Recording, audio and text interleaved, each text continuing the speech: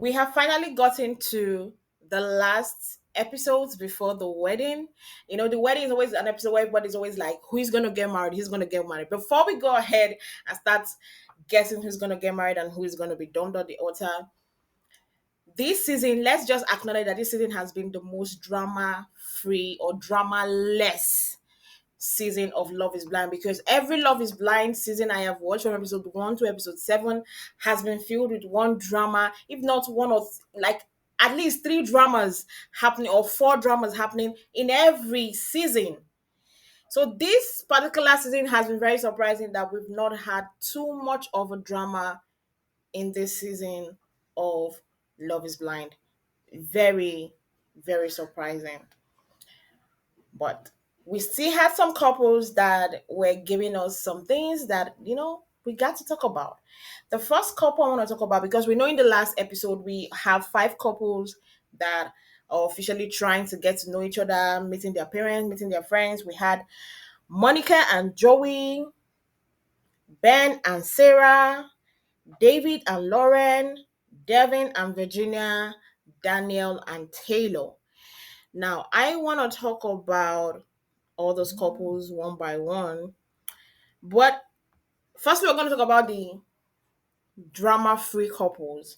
First, um, Daniel and Taylor. See, when I tell you, Daniel and Taylor is one couple that if you had told me at the beginning of the season, like after they left the pod, that they were going to work out, especially after that incident of her feeling like maybe Daniel purposely followed her, knew her from outside, and knew her from Instagram, knew everything about her, and kind of matched their stories together.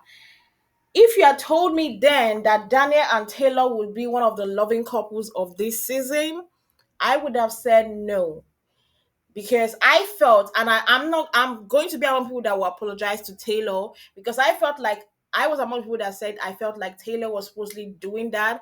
Maybe she saw Ben, sorry, not Ben, maybe she saw Daniel and did not like him, and she wanted to use that as excuse to kind of push him away. But I also said that when I watched it, I love the way they handled that matter. The way they handled that matter alone for me was saying, I just said, you know what, this couple will go a long way, because their communication skill was perfect. The way Daniel had patience for her, I loved it. I absolutely loved it. So, but still, I'm still always surprised. The way I saw them smiling, giggling, their dates. They had a date before the wedding. You know, everything was looking like I'm still in shock, not in shock, in shock that they are getting to the finals. They are literally probably gonna say yes and get married. It's only that wedding, like I said, the wedding day is always surprising, because you would just be like, I thought these two were gonna end up together, and all of a sudden they'll get to that wedding day and just be like, oh, I'm not ready, and you'll be surprised, like, where from how. So I hope none of them will pull that on us. Daniel or Taylor will pull that on us, because I also love her wedding dress, guys. Her wedding dress was like a princess that she is, and she was beautiful. And when they talk, you could literally see the connection between the both of them. So I'm literally hoping that they do work out and kind of, go further. Another couple that is also drama free is Monica and Joey. Monica and Joey, they had an issue with his sister last week's episode, which I also condemned Monica's sister last week's episode, because she felt like she was a downer. She was trying to like bring problems between the both of them. And I also love that she did their photography. When I tell you, if you watch the episode, that photo shoot she did for them was the most natural photo shoot that I've ever seen, and it came out absolutely beautiful. Would I say that Monica's sister is a good photographer? She knows what she's doing. And I think with that photography, she could see that their energy blend each other, because we're flirting all through the pictures. And she could see then that, okay, yeah, I might have been scared at that time, but no, you guys are good. And I understand, when two different kind of energy are mixing together, sometimes you might feel like they might not be compatible. So it's very understandable that she had that kind of reasoning. But I'm glad that she came to understand that, okay, you know what? I've seen you guys together. You guys are good together. And Monica and Joey, and I'm also surprised that they made it, because I was like, would the OCD he has literally chase her away? But she's cool with it. They are living life. They are, having fun. And even on their dates, their communication. Another thing I like about Monica and Joey is their communication. Their communication is perfect. Chef kiss. Like, she made him know that, when they were in the party where all the ex, members were together, and every other person that was coupled up were, touching each other, showing their love, and Joey was not really doing that. She felt like she wanted that, and Joey was like, you know what? I noticed that, and I was trying to correct it. And she said, yes, I knew. I noticed that you were trying to correct it. So I love their communication. I love the way they talk to each other. And I do hope that they will be walking the aisle by the next episode. I pray to God, because I've seen so many times where you will be thinking these people are going to walk down the aisle and they were going to shock you to the surprise of, as in, you'll be so shocked they would not walk down the aisle. So I hope that they finally make it by walking down the aisle and she's his wife. I hope so. A lot of people are speculating that they did not end up getting married, but I hope. I don't want to go through all those rumors, but I do hope that they did get married. The next couple we'll talk about is Ben and Sarah. Now, this is a little bit of a problematic couple, because in the last episode, we saw Ben and Sarah talk about a girl on TikTok that came out and was talking about the fact that she knew Ben. People were saying it was Ben, that she knew of him, and kind of rebuking him and saying bad things about him. And they talked about it. And you know what? Great communication. And I love the way that Sarah said, I'm not taking away from the girl's heart, because at the end of the day, the girl is hot. I'm not going to take away from her heart, but I'm also not going to allow it kind of be like a determining factor, because it's at the end of the day, you won't judge over that. Judge for yourself. If you see or notice that kind of attitude or character about him, then you can make your own judgment. I don't believe in making judgments because of somebody's statement, because sometimes the person might just be playing about it and not really be truthful about it. So I kind of like the way that she did not solely use that to judge Ben. And since Ben said it was a relationship from back then, the other part I don't like about the situation that he was trying to form like, I can't remember dating her. I'm like, how do you forget dating someone? I have never had that experience before. No matter how traumatic or less impressionable the person was, I don't think I've forgotten anybody since I started dating. I don't think I've forgotten the person. Even if it's decades ago, I still remember what I could. Sometimes I can remember what exactly did happen during the date. So he's saying that he did not remember that situation, kind of like rubbed me the wrong way. But everybody different ways. So maybe he does forget. That's his own. But the only thing I like is that they had that conversation and they did not allow it come between them, and they are deciding to move forward. But Sarah's sisters are skeptical about the situation, and meeting Ben, the situation, like the fact that they haven't known for long and they're going into marriage and whatnot. I do hope that it's true. I see their connection is good, is nice. Do I think they might walk down the aisle? I don't know. It's for me, Ben and Sarah, Monica and Joey is a 50-50 thing. I don't think they might walk out down the aisle, or they might. I don't think that, what am I saying? I really don't know whether they would. If there's someone that I'm not really sure, I'll put it a 50-50 chance that they might or they might not walk down the aisle between Ben and Sarah and Monica and Joey. Now, let's go to the problematic couples. Now, the first problematic couple I want to talk about is Devon and Virginia. Now, Devin and Virginia, it's not like they're problematic. When I say problematic, someone will think, oh, maybe there's so much issue in their relationship. No, it's nice. They've met the parents. They have met each other's parent. Is good. Is nice. The parents love the Devin's parent loves Virginia. Virginia's mom loves Devin. Now the problem for me is me as a viewer. Whenever I see them outside, see with on their parent, they're bubbly, they're smiling, they're happy. But whenever I see them together alone in their apartment, I don't feel that love between them. It's always dry. Like there's not this common thing between them that they can just talk about. Like it's just dry with them. Like they don't really have convo, and when they're having convo, you just one person will do yeah. I'm like, okay, when they are in secret, when they are in their in their private space, it's not giving me that they love themselves. When they're in private, when they're in public, when they are with their parents outside, they show that love. They're smiling, they're bubbly, they're giggling. It's nice, right? But when they're together alone, I'm like, what the heck is going on? It's not giving I'm smiling, it's not giving I'm happy. Like I'm always confused by everything that's going on between them. But the one thing I liked is that they had a conversation about their political views, because me too, I would love to have marry somebody that me and you have the same political views. I'm not gonna lie. I would love to get married to someone that has the same political views with me.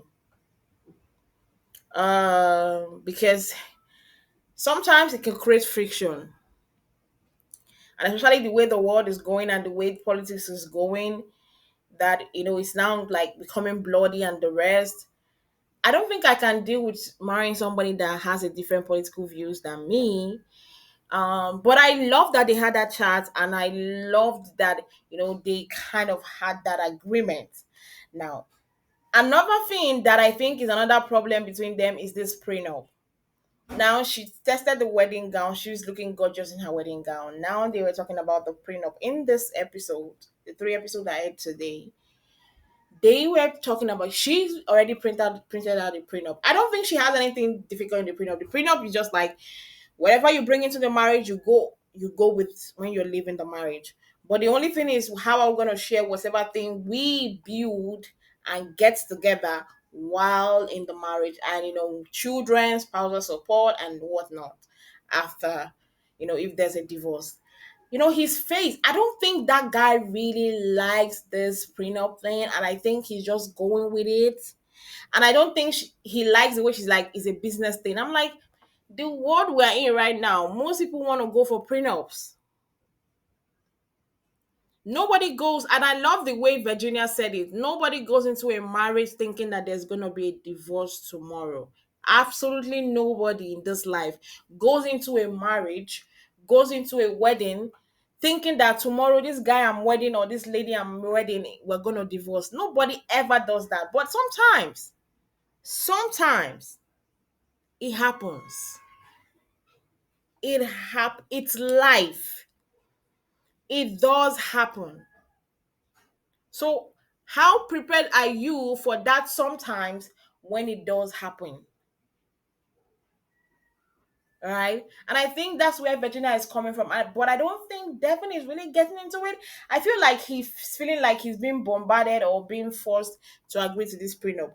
Or maybe he just wants to marry her so bad that he would agree to anything.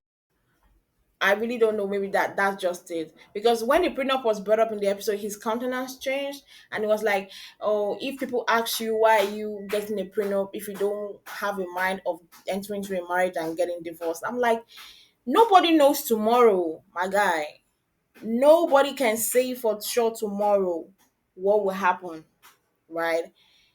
So if I don't know tomorrow and I can prevent disaster from having tomorrow, they said prevention is better than cure. If I don't know what tomorrow brings for me, but I can prevent anything that might happen to me tomorrow from causing a disaster, it's not better for me to do it than sit down and wait for what tomorrow has to bring for me. No. So that's why I say in my just in my own opinion that I feel like Virginia and Devin, they don't really give me that the way they sell their love. I don't feel it. I don't really see it in them. They be giving me, I'm just trying to accommodate you. That's the vibe that um Devin and Virginia be giving me. I'm gonna be honest. Now the last couple I want to talk about in today's episode is none other than David and Lauren. I'm gonna say I feel like David needs therapy, not love is blind. Watching him last episode, in the last previous three episodes, I was looking at that guy like the more he kept on talking about this the lady, the guy she had something with before coming into the experiment. I kept on getting pissed off. Every single time they sat down, he's always bringing it up. I'm like, are you that inferior? Are you is and you're a fine guy, you're handsome. Like what the fuck would be wrong with you for you to keep on talking about it? And she was honest about it. She told you everything. And this thing of his, what I felt pissed off in today's episode is the fact that Lauren took this guy to go see her friends, to go see her mom. And his dad was like, he doesn't want to be on camera. But he met him off camera. But this guy didn't think for 1 minute to say, this lady is worthy enough to meet my sister, meet my dad. He said, my dad is so busy. And the way he tried to flip it, that Laura's father didn't want to meet him. I'm like, the fact that he was trying to flip it on her father, right? Saying that the father didn't want to meet him on camera. I'm like, what is this guy's problem? At least he showed he want the only thing is that he didn't want to be on camera. And yes, some people are like that. He didn't want to be on TV, but he showed up to show you that, yes, I know my daughter wanted to marry you. I know my daughter wanting to do this experiment, wanting to be in a marriage when she comes out. But that you were saying how you wanted to be in a relationship, how you wanted to be married, you did not think of introducing this girl to your sister. You said your sister, he doesn't like her and everything, and your father might not be able to make it. It's already giving your family is a problem. And the way the friends, what sort of friends can that, like, I don't understand. I know, yes, friends are there to protect you, but I know that there are sometimes that friends have given you advice that ended up being disastrous. I'm not gonna lie. I remember there was a time, there was this guy in my life that was coming at me like he was asking me out so seriously, and my friends were like, "No, go for it. This guy is really serious with you." But in my spirit, I felt like, no, no, this is not right. And I kept on telling my friends, no, it's not right. They were like, I'm just being blind. I just don't want to date. I should just tell them that I don't want to be in a relationship. And I said, no, it's not like I don't want to be in a relationship, but I don't just see it with him. Do you know that they were all surprised when one day I opened Instagram and I saw this guy posting about his wedding to his wife. She no, not even that was not even the surprising part. She had already given birth. She just gave birth to um a son for him. So he posted about the wedding after the wife gave birth. So they have been married before while she was pregnant. Then she gave birth. He posted about the baby and congratulating himself for bringing the baby into this world. Then posted about the wedding. So all this while that this guy was literally disturbing and pushing, and everybody was thinking he was so authentic, he was married. So my friends at that time, when they saw it, because I was like, I sent it to all of them, I was like, if I had followed their advice and went with this guy, by now I would have been in shambles. I would have been crying my eyes out. I would have been feeling betrayed. And the fact that they were the one that pushed me into it would have been the worst situation. So for that fact, I know that it's not every time your friend pushes you, it's not every advice a friend gives you that you feel like, okay, yes, you can take it, you can listen to it, but have your own say. I felt like if David really did like Lauren, he would have he would have stood tenfold, or he would have stood on his gun and be like, you know what, you guys haven't just met Laura. That's the problem. You haven't met Laura. If you meet Laura, you will realize that Laura is a sweet girl. But he didn't do that. Not only didn't do that, he didn't introduce Laura to his sister. He didn't introduce Laura to his friends. That was a bullshit thing to do. And the way he told that off, I'm not gonna lie, what Molly said to him, so what Madison said to him was true. That he was purposely doing everything he was doing just to push her to be the one to break up with him. So that he will feel good that, okay, yes, at the end of the day, you are the one that broke up with me, not me breaking up with you. He tried and pushed and pushed. That's why he kept on talking about the topic over and over and over and over and over. I think that was the only thing they ever discussed in that marriage. Not in the marriage, in the relationship, kept on talking about it over and over. And when he saw that she was not giving up because she was still trying to fight for the relationship, he then said that, you know what, if I don't quit this, I'm gonna quit. And the sister, that sister, I hope she's married. I really do hope that his sister is married. Because I don't know, I've seen Mama's boys and everything, but I've not seen someone that is so glued to his sister. I haven't seen someone so glued to his sister like the way um David is close to his sister.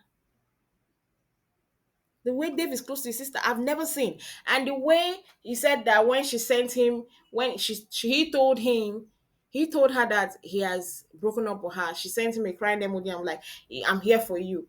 Why are you sending him a crying emoji? That's what you wanted. You and your family are piece of crap. David, Dave, his sister, and his father. No, they did wrong. At least, and his friends, at least give the girl a fighting chance. They didn't even give Lauren a fighting chance. They didn't even give her a chance to plead her case before you even find her guilty. You just be like, yeah, she did this. And the fault is that now we've seen this particular guy, and I'm like, this is the guy that, oh my God. This is the guy that Dave was killing himself over. I'm disappointed, and I was so happy when after he came into that party where all the cast members came in, and he was trying to be like, you know what, I miss you. I was glad that Lawrence stood 10 feet down and said, you know what, I've been trying. I don't think right now I have that strength. And I thank God that he didn't call her immediately, because she said if he had called her after she left the apartment, she would have come back. That's how much she liked this guy. But you know what? He blew it. And I'm happy that he's the one crying. He blew it. She was a lovely girl. He blew it because of his insecurity. His insecurity was so bad that he blew it. But anyway, that's just my opinion, guys. Don't forget to click the instruction button down below, guys. Like and comment on this video your thoughts and opinion about what we say. And we'll see you guys next